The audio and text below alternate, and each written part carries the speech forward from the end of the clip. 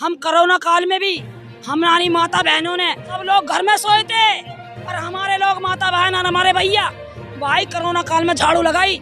मोदी जी से, योगी जी से कि ये देश तो आजाद हो गया है, लेकिन हम इन ठेकेदारों की गुलामी से आजाद कब होंगे? आजादी तो हमें भी बहुत हुआ, बहुत 4-4 लोगों का काम एक लेडीज एक आदमी कर रहा है पहले से ही। 63 तो आए हुए हैं अभी बहुत पुलिस वालों ने, अधिकारी ने वहाँ जाके हमारे संग में जारी करी है, बहुत लिपटम चिपटा करी है, काम कर रहे थे हम, मार पिटाई करी है।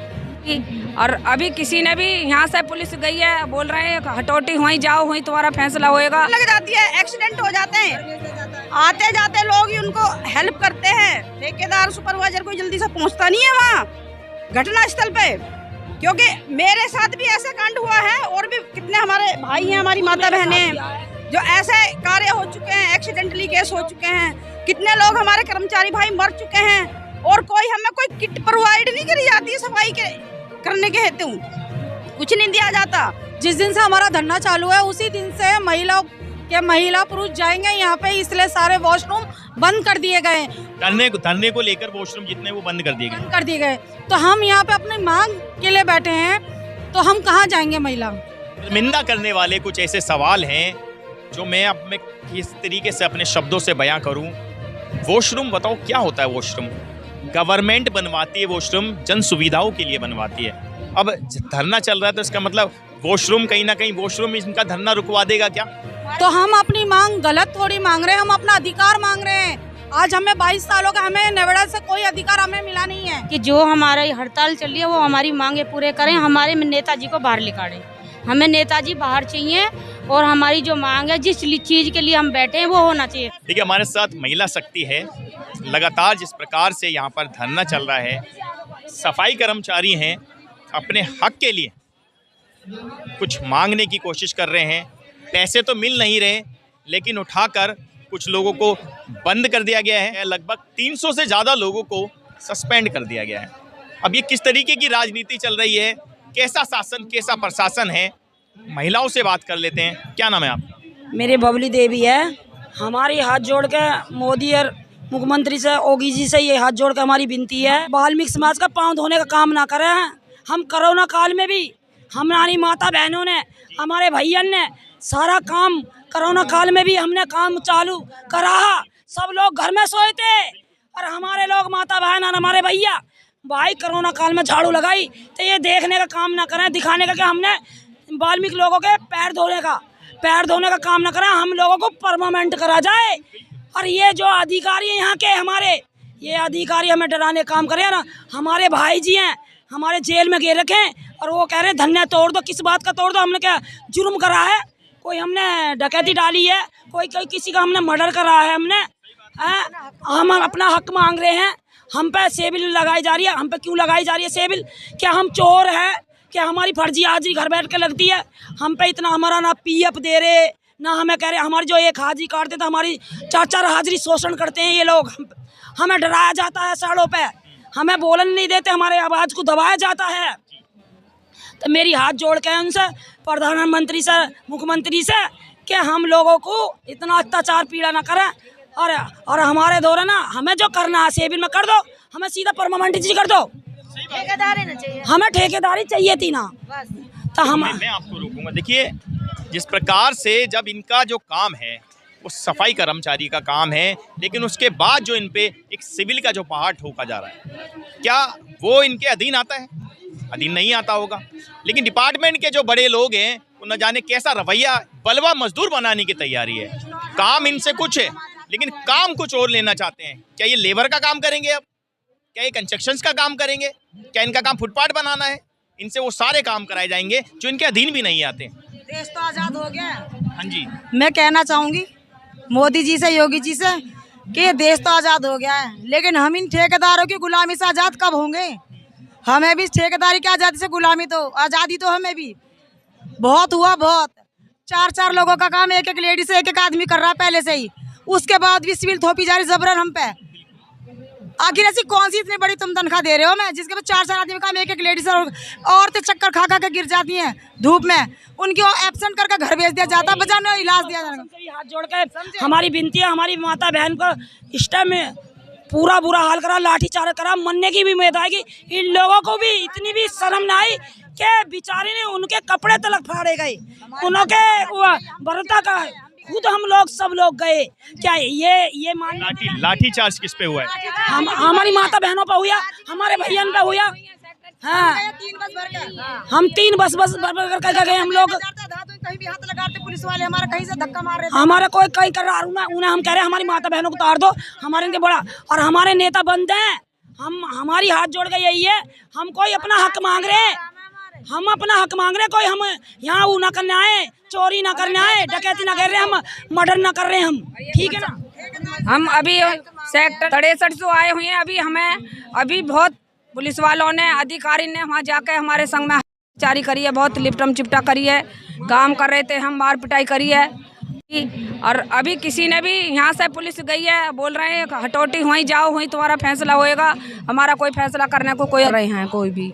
हाँ, लाठी चार्ज जो किया है वो लेडीज पुलिस थी, जेंट्स ने किया है आपके साथ? हाँ जी, हुआ। जेंट्स, जितने भी लाठी चार्ज कर रहे थे वो सब जेंट्स थे, चाहे महिलाओं पे हुई?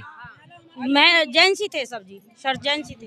अब देखिए, ये कहीं ना कहीं कानून पर बात आती है और यूपी पुलिस पे एक बड़े सवाल खड़े होते हैं। क्या महिलाओं पर, क्या लाठी चार्ज करना, वो भी महिलाओं पर, क्या ये कानून में है?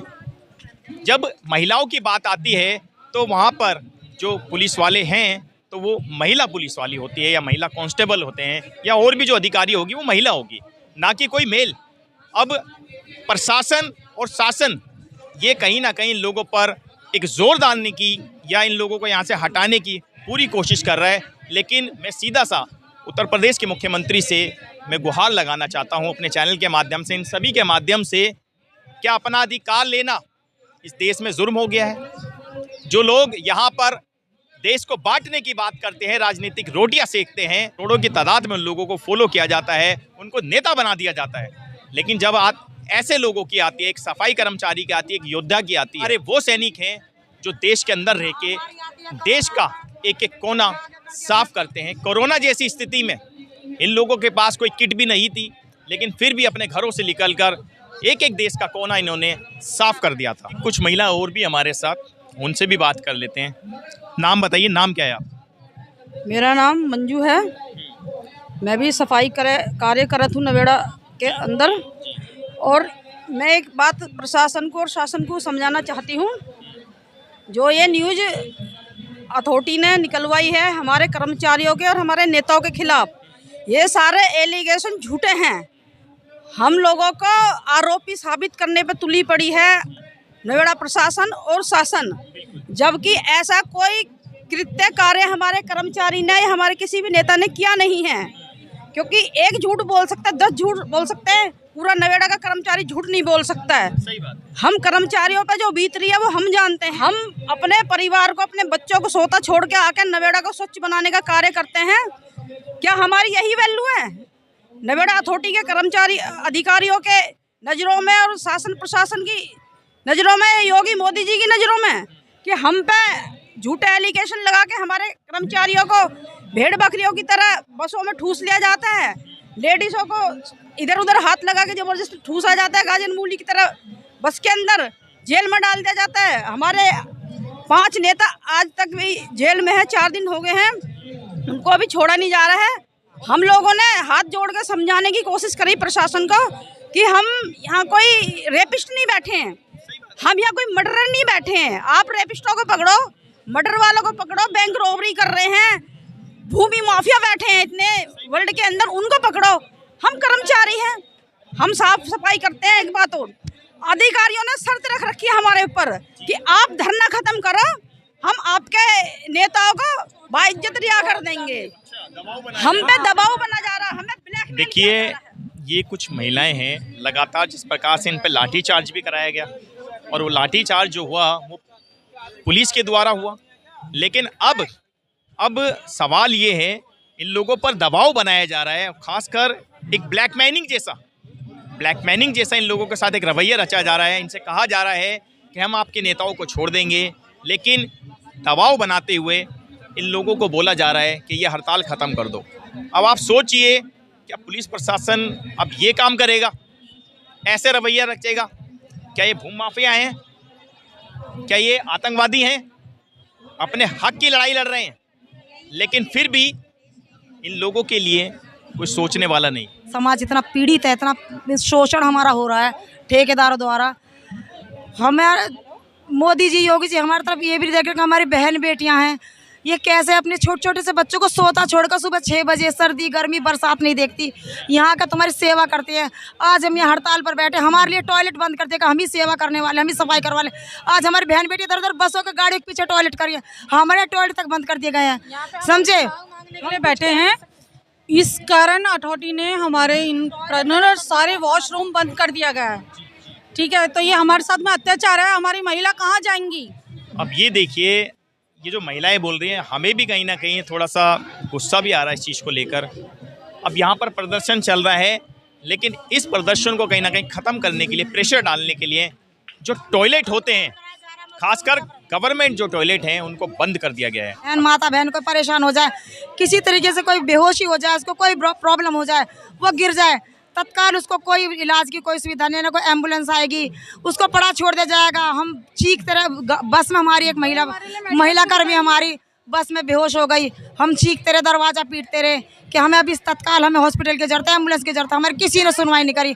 उसकी हालत गंभीर होती ही चलेगी।